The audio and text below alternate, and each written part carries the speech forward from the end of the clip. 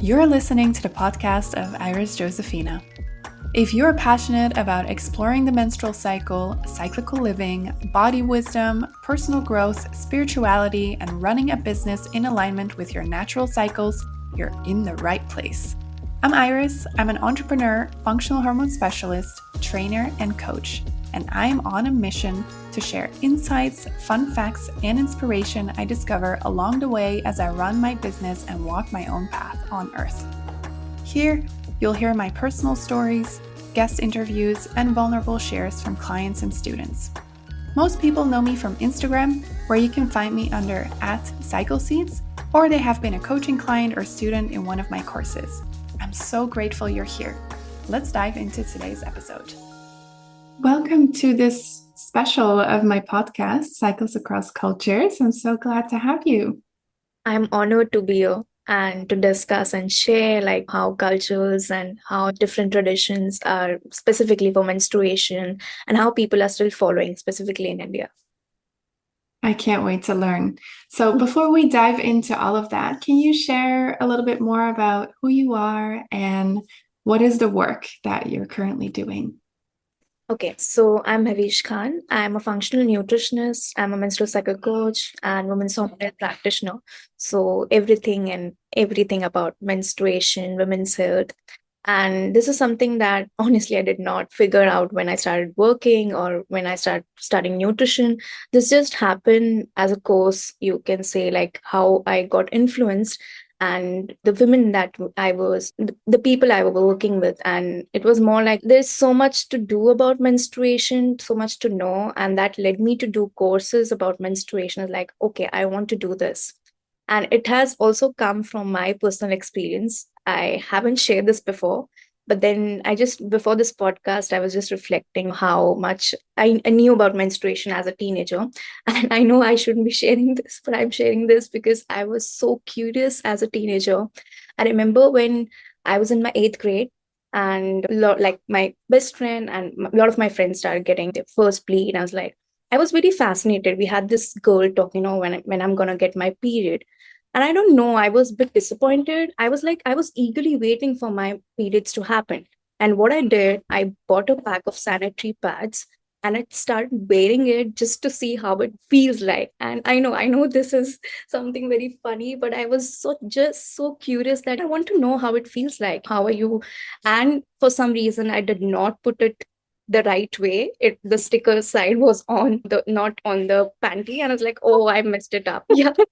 I remember I was just laughing on this, and I don't know, I feel like back then I was not even aware that I'm gonna take this as a full dedicated passionate stream of my career. I was like, I'm so happy that curiosity has led me here to this path where I'm helping women understanding more and more, researching more about menstruation and supporting people and specifically teenagers to know more about their periods and connect with their uterus, connect with their bodies. And yeah, that's there. Thank you so much for sharing that story. That's funny, but yeah, I wanted to share it. Yeah, and it also shows so much how we are so completely not educated. Like it's really not that hard to put a pad, but if nobody shows you how to do it, it's quite complicated. Yeah, that's there. Yeah.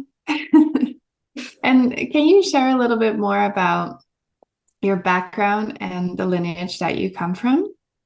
So I'm based in West India, you would say, like Gujarat state. So I'm a Gujarati, as we say, and more I would say I'm a foodie and I'm a Muslim. That's my religion that I practice.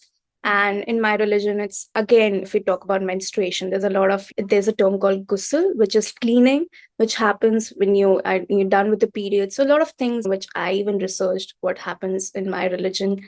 And this is I'm going to say I'm a foodie, and this is what it's simply about: being into India, eating more food, being connected with your culture, with the roots and ancient practices, which is Ayurveda. And I think you must be knowing about it. So yeah, that's there, and that's where I come from. Thank you for sharing that. Yes, I do know about Ayurveda, and I think it is such a rich healing modality that we can learn so much from. And that also brings me to my next question. Like, What, according to you, is the role of ancestral healing modalities that are still very present in India? What role do they have in like our modern world? Like how do you see them like Yeah, blending and influencing each interconnection. other? Hmm. Yeah. So there are still practices, and I would say ancestral healing and taken from Ayurveda if we focus on which is happening. So for example, in southern India, which is the south part of India, when the girl gets her first menarche, like first period, they actually celebrate it, and it's looked as much of an honor and like more of a celebration. And she's given more foods to focus on, like sesame is given, more coconut based foods, coconut oil or something, coconut sweet, more turmeric. I've also researched this, and I know, like, for someone who's based in South India, like they give this turmeric water. And then when I asked the reasoning, what's the reason behind it, then explain that it's antioxidant rich, again something which anti-inflammatory, and you need to give the girl when she's having a first play. And I see, like, there's a connection with modern science and ancestral healing, where this is what we do as well, like seed cycling is there, giving more nourishing warming foods. And I see that the same kind of reasoning and healing practices is integrated when we do modern science and ancestral healing. And then the next part that comes, which is a bit controversial, but I feel like this is important, which is even observed right now, is menstrual secularism. Like, just, Hmm. give women more time, more resting, more rejuvenation, kind of a more time to reflect and have some time apart from people, from work. And in earlier times, this was again a reasoning from our ancestors and people who used to do this practice, is because they wanted to give the woman the kind of rest. Right now we have access to so many things, technologies, gadgets, which make our life easier, but back then it was more, I would say, hard work. Like, for example, if you had to walk from one place to another, basically a temple as well, it was so far away. For example, whales were there, like, to bring up water. So looking at all those perspective, they wanted the women to rest. But then there are few, I would say, people who are do not understand the reasoning, and they just kind of mock it, or they kind of just tell it, oh, women don't need to rest, like, we know we don't need this. But then again, if you see from their perspective, there was always a reasoning behind all this healing powers. Then there's again in South Asia, South India, we have this, when the women starts bleeding, the period phase which is there, we have this Darbha mats. Darbha is actually a kind of a grass, which is more like, it has healing properties. So basically they tell the woman not to lie on bed or not to sleep on the bed, more like you have to use the mat, because that same mat is used for yoga, for sitting. And that grass has some healing properties. It's more like very cooling, very warmth. It gives you that warmth, and it's just given that kind of rest and sacred kind of thing, that okay, fine, you can use this to rest and just be apart and reflect on yourself. And I feel that's beautiful, because if we see at little practices, there has been certain reasoning. And right now as well, when we combine the modern science, like, as coaches, we also tell women that you need to rest, you need to do some kind of like some light yoga and stuff like that. Don't do more of HIIT workout. There's a reason behind that. So I feel like that's beautiful, and there are still communities who are practicing it. So I think that's just wonderful. Thank you for sharing that, and also for bringing up that some people misinterpret what they see and like give their own meaning without really, yeah, without really understanding why people do certain things. Because I believe there's always a reasoning behind it, whether people consciously know something or not. But this also brings me to a more like harsh topic, because I feel colonialism has played a very big role in how certain practices all over the world, but specifically now, because we're talking about India, in India, that things just have been so misconstrued. Could you Yeah. speak to the role of colonialism, and specifically the role of colonialism in potentially destroying and misconstruing the preservation of these ancestral practices? Yeah, I mean, like, it has shaped the entire narrative, as we are talking about where the misinterpretation stems from. And I would say, like, I would not say it has been always been negative. There is a lot of modern science and everything which has blended in. But at the same time, there is a lot of vague talks. There's no much, I would say, not research, but not more proof or validation where it comes from. And when we look at the earlier times, again, look, as we are going from one era to another, there were differences back then. There are differences right now as well. But then again, there are certain, I would say, communities or people who just look at it from a very negative point of view. Like, I understand there is cultural preservation, there is heritage, and we have to honor it. And but then again, you cannot just ignore the fact that we are also moving ahead with modern science. For example, I like how you told me, like, this is how there are some people who just not, they look at it from a very negative point of view. I when i basically I do counseling sessions as well. So when I go in remote areas, there is more kind, I would say, mixed kind of population, where the elders, I would say, people who are from a very previous part of life, and they believe that practices, they believe that we don't need the mobile phones, we don't need this, we know we have to follow what we've been told from our ancestors and from our parents. And I feel that has also stopped a lot of, I would say, growth that is happening. Because then again, they are, if we talk about specifically about menstruation, there are many remote, I would say, villages, remote part in India, which the women was only using rags or cotton cloth, not even pads, I would say, cotton, like some waste cloths. And because she's been told this is normal for you, there's no awareness. Because there are no people to educate them what is right. They've been told this is right and you have to do, and there's a lot of limitation. So when we go, it's very hard. I would say, like, they just, it's a blank face when we try to make them aware, and we have to use pads. They are not like, in India there is more, I would say, more, I would say, majority of people who use pads than tampons or menstrual cups. And there's a reason which I'll cover later. But then again, when I show them the pads and how you have to use, it's more like they just don't want to accept it, because they've been told this is wrong, or you have to just use it, the rags and the cotton cloths which we've been using, which is right and the correct way, passed away from generations to generations. So I feel there's a lot of gap, and the gap is would be built by awareness, more counseling, and there are NGOs, there are people who are doing this job to educate. And I feel that would be, it will take some time. I agree if we look from a practical point of view, but then there's always hope, there's always healing and hope that is happening. Yeah, thank you for sharing that. And yeah, I've definitely seen that when I was in India as well. I spent a lot of time in a very small village in Tamil Nadu. But they eventually started their own like pad. I mean, this is also growing. There are a lot of see women who are making in very like small scale, I would say, women who are just doing it at homegrown kind of products. And it's good to know that it's happening, and this is, there are a lot of work to be done. So this is like a real life story and a lesson, I would say, to learn. And my grandmother shared this to me when I was more like as a teenager, and I had that kind of maturity to understand about periods. So we were just chit chatting. I got my periods, I remember, and we were just sitting. She was just telling me about that in earlier times there were no pads. We were made to use rags and the cotton cloths. And she started laughing. And I was like, why are you laughing? And she remembered that your aunt, so basically her daughter, she was not aware about periods, menstruation. There was no awareness. So that's what I'm telling you about. There was no awareness, no school talks, no friends were talking about that. She started bleeding in her school. And her best friend just started teasing her. And she just made a joke about it, that you've got cancer.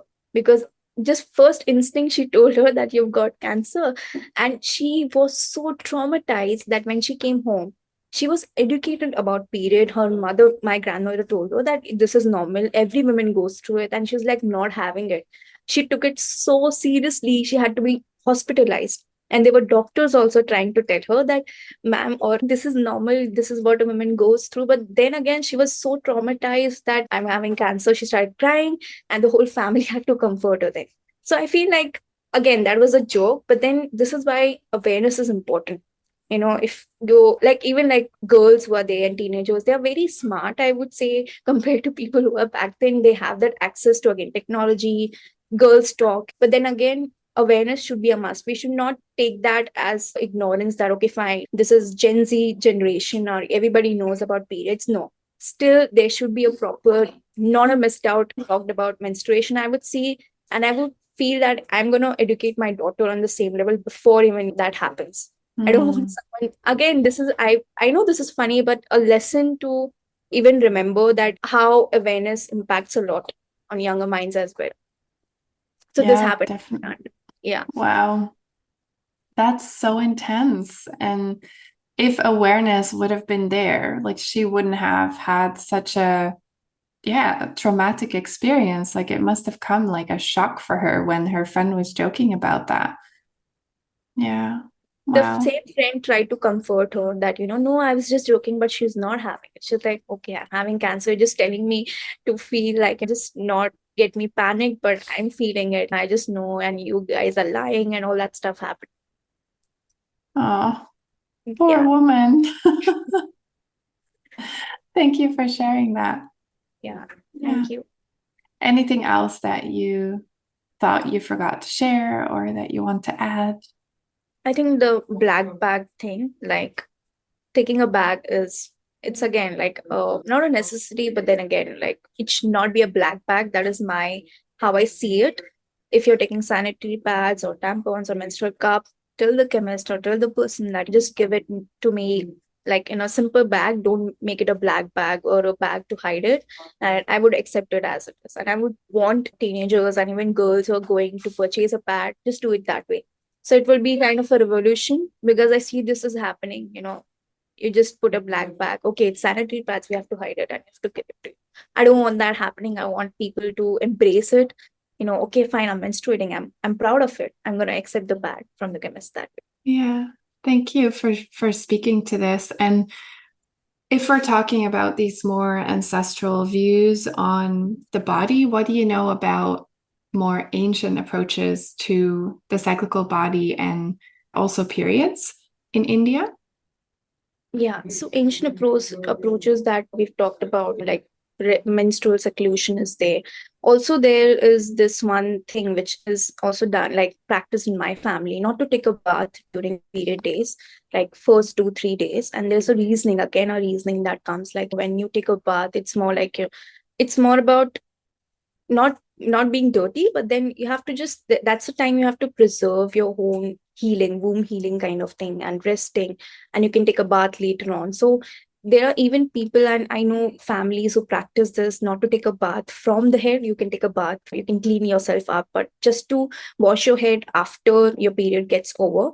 And I've been told this from my grandmother as well. So I kind of practice it, and I don't know, like there is this belief. I don't have much research or data on this, but then there are certain reasonings and people who tell me that the reason why you don't have to take a head bath is because the flow would get scanty, or you'll have a very slow bleeding. And I'm not sure like how it is influenced, but then again, we need more research, and I don't see the connection there, like how it will actually directly influence the flow. But then yeah, that's the reasoning that they have.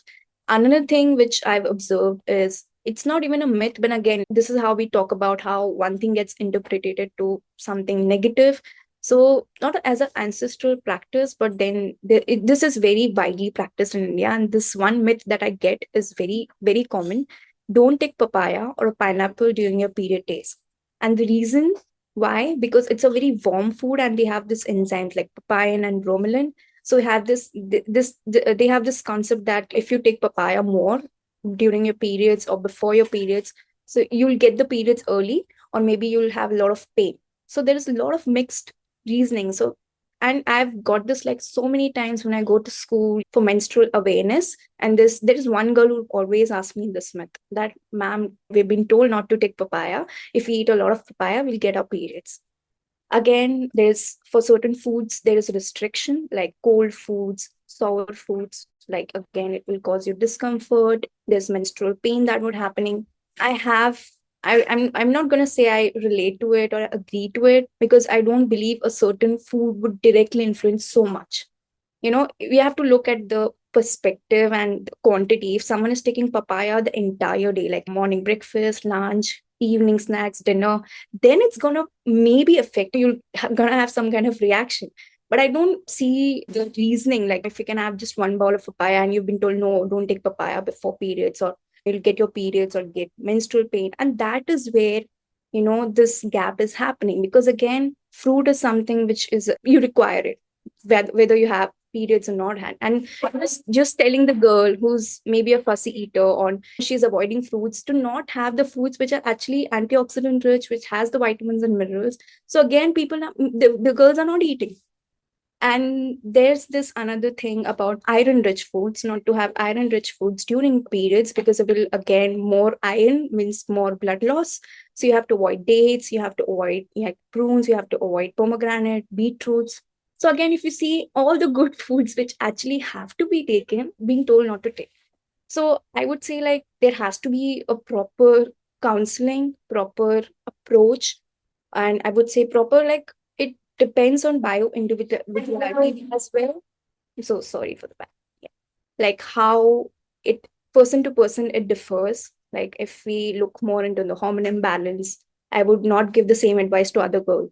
So I think a lot has to be taken into consideration before giving any generalized advice.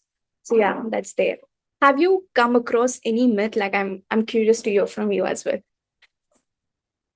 In my culture or about India Yeah, specifically? anything like your culture, India, that you've Um, heard. yeah, I think like a few generations ago in my culture, women were also taught not to cook while they were on their periods or not to cook specific foods. I can't remember specifically what it was, but I remember my grandmother speaking about this. Like when we were on our periods, we couldn't cook XYZ, or we couldn't be in the kitchen for a certain amount of time. So this is definitely something that, that has like roots in every culture. Yeah, so I believe every culture has their like myths and rules and regulations about periods. I'm curious, because there's definitely a difference between like pre-Christian ways of life and then post-Christian ways of life. I feel in my country that is predominantly Christian, a lot of the ways that we treat our bodies are informed by how the church looks at bodies and what we're supposed to be doing with our bodies, because it's very much the root of our communities. Like it's not like that anymore, but our ancestors were very informed by the church, and rules and regulations were made up by the church on how to live life and how to do things. So I believe that has a big impact. But then I also know there is a very big difference between the Christian way of looking at how we treat our bodies compared to maybe like a more pagan, earth-based religion or way of life that was existing before Christianity came to my lands. I'm still like diving into this. Like I don't know everything about it yet, but I do believe that, yeah, every culture at some point had a way to honor menstruation. And I personally believe that menstruation and the experience of menstruation potentially could have been like the first mystical, spiritual, religious experience of humanity, because it's very weird, At a certain point, you're suddenly bleeding. Like that must be something of meaning in some way. And humans give meaning to their experiences. So I personally believe that menstruation must have been one of these experiences as humans that we ascribed a certain meaning to that was not human, but like more divine or God, goddess, whatever. But that's my personal view on this. And I know before, we started this podcast, we also spoke about certain places, like actual physical places in India that are actually dedicated to menstruation, that are dedicated to goddesses that are bleeding. Could you share a little bit more about that and where they're located and what you found about these temples? Yeah, so there's this one which is more, like, I would say, more popular. Like others are even popular, but this one is more popular. It is in Assam. It is called Kamakhya Temple. It is devoted and dedicated to goddess Kamakhya. So it is more like worshipped because she was like bleeding, and there's a special festival as well, which is called Ambubachi Mela, which is kind of a gathering. It's an annual gathering, and I would say it's even a celebration of her bleeding. Plus, there are Mm. folk dances, there are artists, and there's a lot more happening in the gathering. And the temple is actually closed for 3 days during this period, and it opens the fourth day. And there's a lot of, I would say, belief, and there's this, I don't know how much of this is true, but then they believe that the goddess bleeds during this time more prominently, and the temple water turns red. And there's a very beautiful, I would say, sculpture of her with showing that she's bleeding, and it's very beautiful. You just have that goosebump. And there's another temple which is in Kerala, the Mahadeva temple. So again, it is dedicated and devoted to Lord Mahadeva and Goddess Parvati, and it is again a celebration and worship of her bleeding. Then there's one in Nepal, but I feel like the uh, more popular and the more kind of a huge celebration happens at Guwahati, Assam, and that's just fascinating. So I'll share you the link as well, so you can have a look. And how the I think it just happened in June, the annual celebration, which was last June 24, 25. I don't remember, the dates keep changing, but it's very massive. It happens on a very massive level. And there are a few like more ancient temples which are in India, which are in remote areas. So again, there is no like on Google or site documentation, but you can just see like very remote smaller temples, which are again like they have this beautiful sculptures and of the goddesses, and how the yogi temples which are there again for the vulva and everything like that. So that's just beautiful. And it's just, I would say, like how people again in that part, the population or the community preserves the ancestral tradition, and it's been going on for years without any discrimination or anything. And I feel that's just very beautiful, where we honor menstruation as a sacred practice as well. Mhm. I really love how that is just preserved, because this is not something that they started doing like 50 years ago. Like it's a really ancient honoring. Do you happen to know like when these temples were built? Like how I old think it they are? was very old. I would say, I think thousands of years ago. Like every temple has a different history. So I think it's very old. Like somewhere like before even the 1800s or 1600s, very like I would say before the time, like before Christ, I would say, like these are that old. So I would say like the tradition has been going on for years and years from that. Wow, Yeah. that's really special. And it really shows how in ancient times there was a whole different experience and whole different meaning giving to the whole process of menstruation. And it's so beautiful that this practice has been preserved, even though a lot of the world has changed. Like we both know that there's also a lot of taboo around menstruation, but then apparently it can coexist Hmm. with these ancient practices that are like, no, we're just going to honor this blood and that's it. That's what we do. Yeah. So I love that. And yeah, is there anything else you'd like to share? Maybe I your like just personal view on these temples? I've seen like not just the temples, but then in my, because I just realized I've been doing this practice. So my grandmother taught me, and I've seen this. This is common thing that I've seen in all religions in India. Like mostly, like even the remote villages, when we were talking about the rags and like educating them and making them aware.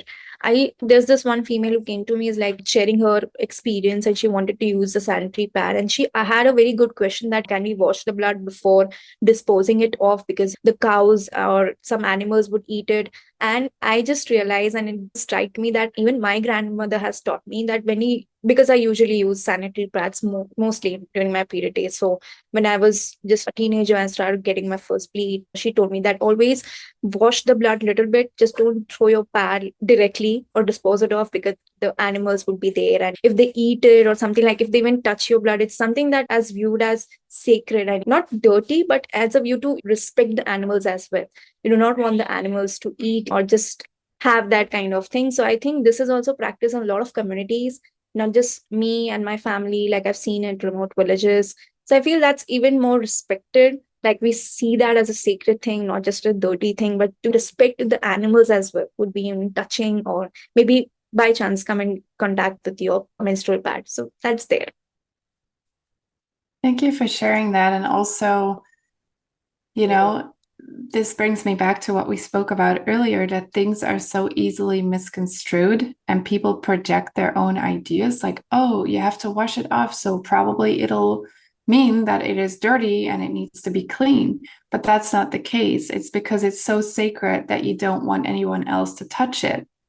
Yeah. And it's basically, you want to reduce the sacredness of it so other people are not influenced or other animals are not influenced by the sacredness of it.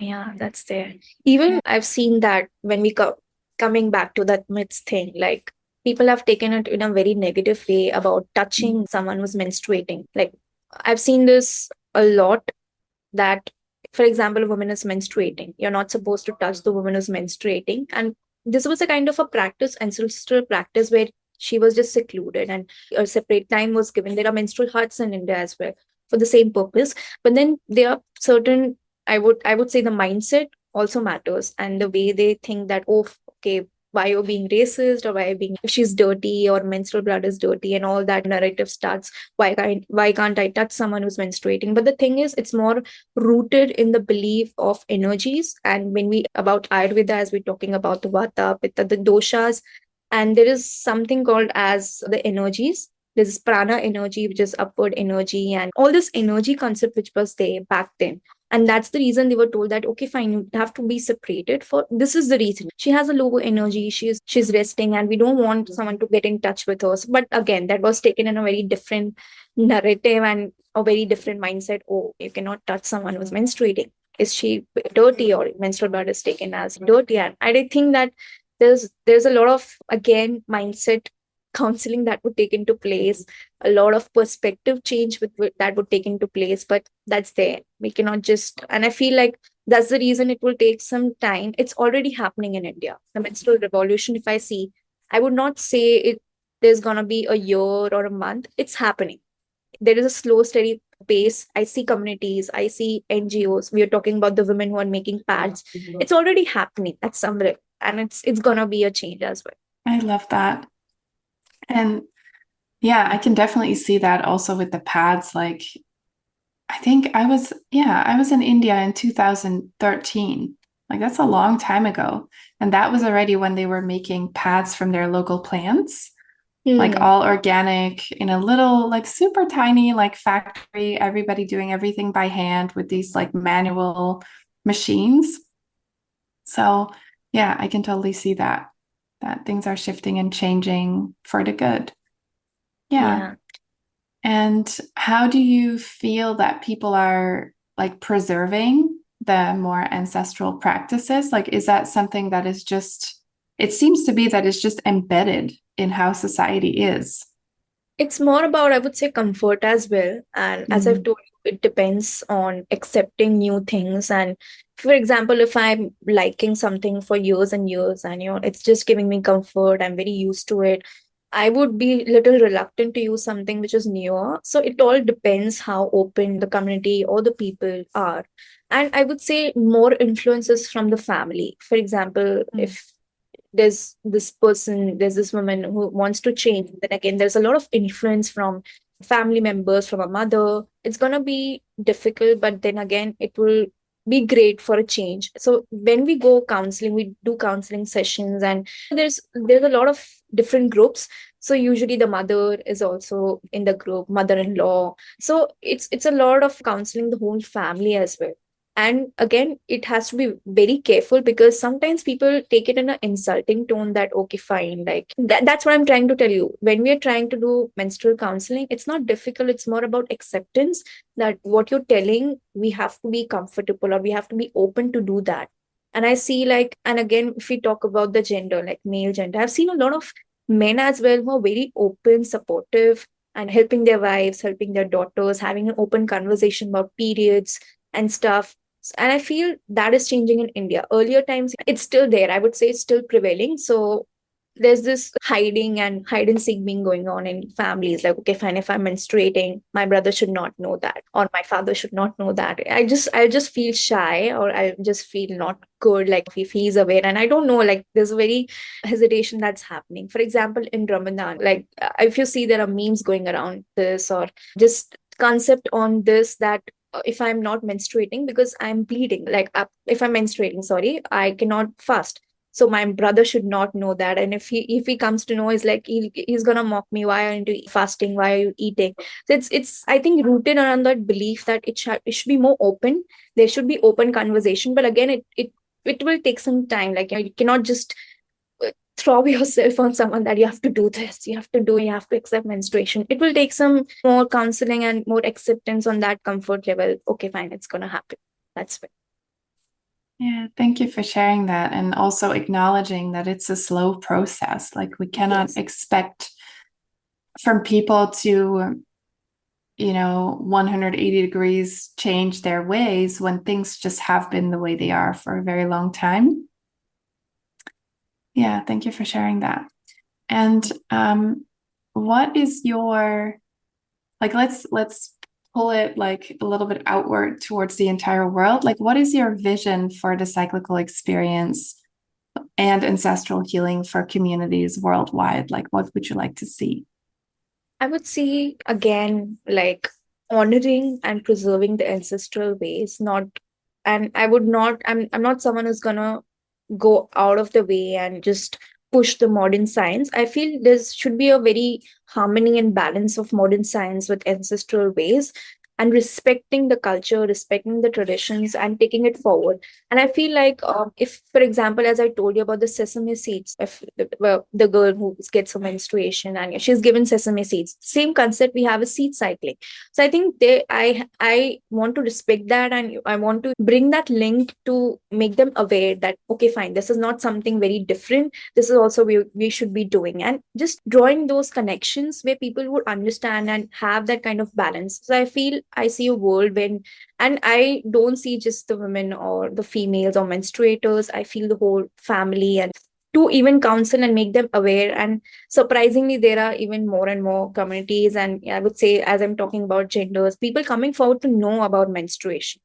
Whether I'm going in a college, university lecture, there are even men sitting there, like brothers or boyfriends, just wanting to know about menstruation, how I can help her. So I feel like I see it as a whole body, not just differing it that only menstruators should be knowing it or only women should be knowing this. I feel that it should be as important as we have a textbook lecture, or this is an important subject that we cannot miss. I feel, and even starting from the schools, and I feel like there has to be this change. There has to be this subject on menstruation, not just one workshop. Because I remember when during my time, I just had one workshop on menstruation. We are just given a pamphlet, and there were no talks, and there was nothing where we could feel, or we could just go to someone. Okay, I know this person, I know this teacher, I can talk to about menstruation. I feel like it should start from there. The schools should be more, and I feel more and more people are doing it. I see the change as we are talking about. I see it's already been happening.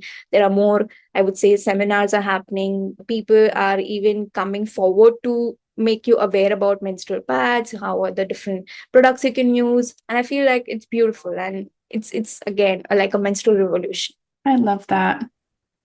And it's yeah, the beautiful thing is that the vision that you're holding, you're already seeing it unfold. And I think in your country, you are like a very important person for that as well.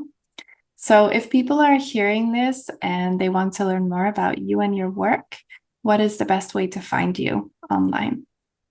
So I'm on Instagram at the rate core health balance. My website is still on the process, and it will be live soon. But you can find me on Instagram, and that's the best place to reach me out. Core health balance, Mehvish Khan. Thank you so much. I'll make sure to paste that in the show notes so that Yeah. people know where to find you. Yeah. Thank you so much for enlightening us on You so practice. much for Yeah, inviting me. This was amazing, and this was like a wonderful experience. And I just feel that energy, and I feel like very excited to talk about menstruation with someone who's in the same field and hardworking and doing the same work. So very excited for this episode to go live.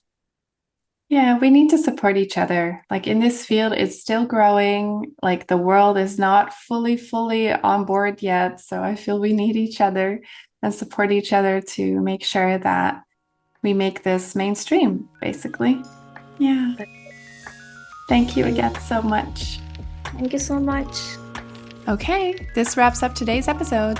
Thank you so much for listening. Want to know more about me? The best way to reach me is via @CycleSeeds on Instagram. And if you heard something today and you think, oh my God, wow, I learned something new, feel free to share the podcast on your social media and tag me. Or leave a review or rating. In this way, you help me reach more people like you. Thank you so much.